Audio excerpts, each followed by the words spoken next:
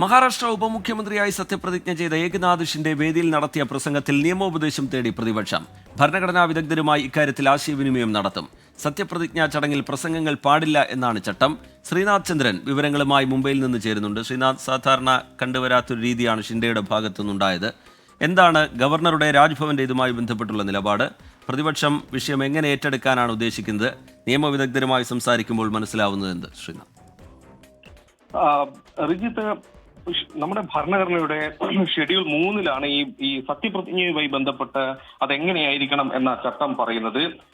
അതിൽ പറയുന്ന രീതിയിലല്ലാതെ അതിനേക്കാൾ കൂടുതൽ എന്തെങ്കിലും ഒന്ന് കൂട്ടിച്ചേർക്കുകയോ കുറയ്ക്കുകയോ പാടില്ല എന്നതാണ് ചട്ടം. ഇന്നലെ നടന്ന സംഭവം, സത്യപ്രതിജ്ഞയ്ക്കായി ഷിൻഡെ എത്തുന്നു.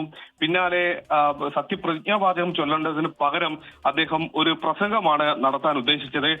ബാലാസാഹിബ് താക്കറെയും അതോടൊപ്പം തന്നെ മോദിയുടെയും ഒക്കെ പേര് പറഞ്ഞ് അദ്ദേഹം പ്രസംഗം തുടങ്ങി. പക്ഷെ പിന്നീട് ഗവർണർ ഇടപെട്ട് അദ്ദേഹത്തെ സത്യപ്രതിജ്ഞയുടെ നടപടിക്രമങ്ങളിലേക്ക് തിരികെ കൊണ്ടുവരികയായിരുന്നു.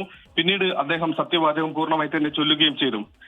ഗവർണർ ഈ കാര്യത്തിൽ ഒരുപക്ഷെ ആ രീതിയിൽ തന്നെ കാര്യങ്ങൾ പോയിരുന്നെങ്കിൽ, ഒരു പ്രസംഗത്തോടു കൂടി സത്യപ്രതിജ്ഞ ചെയ്തിരുന്നെങ്കിൽ അത് ഭരണഘടന വിരുദ്ധമാവും എന്നതാണ് നമ്മളിപ്പോൾ നിയമവിദഗ്ധരുമായി നമ്മൾ സംസാരിക്കുമ്പോൾ മനസ്സിലാക്കുന്നത്.